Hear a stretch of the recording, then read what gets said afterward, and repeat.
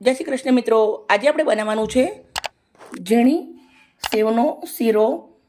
તમે જોઈ શકો છો કે પતલી ઝીણી સેવ આવે એ લીધી છે અને ખાંડ લીધી છે, ઘી લીધું છે, દૂધ લીધું છે।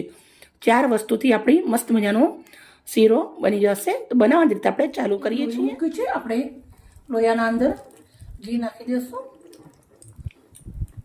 1 વાટકી નાની ઘી લીધું છે। હવે આપણે આ સેવ છે એને થોડી આવી રીતે હું હાથથી રાખું છું। હવે આપણે ઘીના અંદર સેવ નાખી દઈશું। સેવને આપણે ઘીના અંદર શેકવાની છે।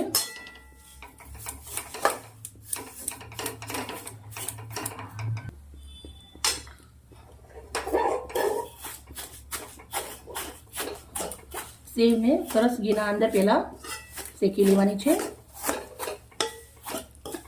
મિત્રો, આપણે ડ્રાયફ્રૂટ કંઈ પણ જાતના નાખવાના નથી, કેમ કે મારી દીકરીને ડ્રાયફ્રૂટ વાળું નથી ભાવતું। આજે એમને સાદો જ આવી રીતે ખાવો છે, તો આપણે ડ્રાયફ્રૂટનો કોઈ ઉપયોગ નથી કર્યો।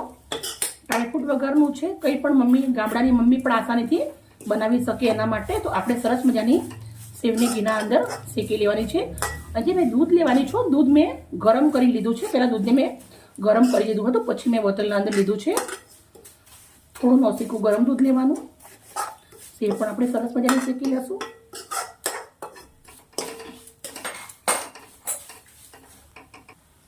એક વાટકી એટલી સેવ છે, 1 વાટકી દૂધ છે, 1 વાટકી ખાંડ છે અને 1 નાની વાટકી ઘી છે, એ માપથી લીધું છે। તમે ઓછું વધારે બનાવી શકો છો।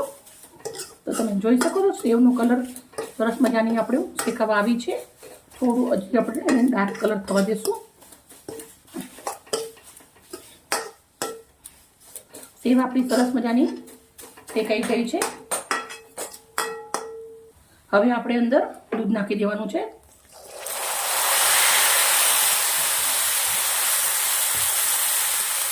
દૂધ નાખીને તરત જ આપણે ખાંડ નાખી દેવાની છે। હવે આપણે આને મિક્સ કરી દઈશું।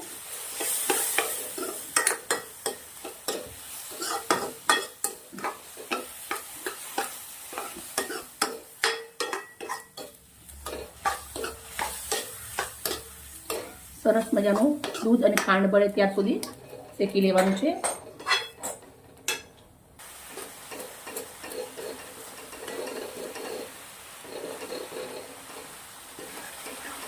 મિત્રો, તમે જોઈ શકો છો આપણો શીરો સરસ મજાનો થઈ ગયો છે।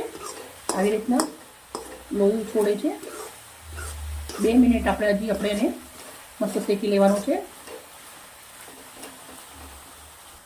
ચાલો મિત્રો, આપણો શીરો રેડી થઈ ગયો છે। ગેસને બંધ કરી દઉં છું।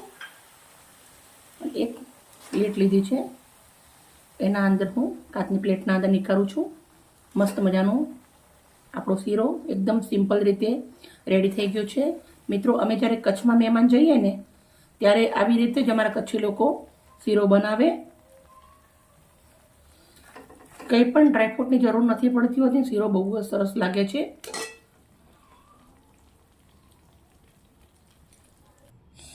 મિત્રો, તમે જોઈ શકો છો મસ્ત મજાનો ઘીમાં લજપત શીરો બની અને રેડી થઈ ગયો છે। મિત્રો, મારી વિડીયો સારી લાગે તો પ્લીઝ એક લાઈક કરજો। કાલે આવી નવી રેસીપી સાથે।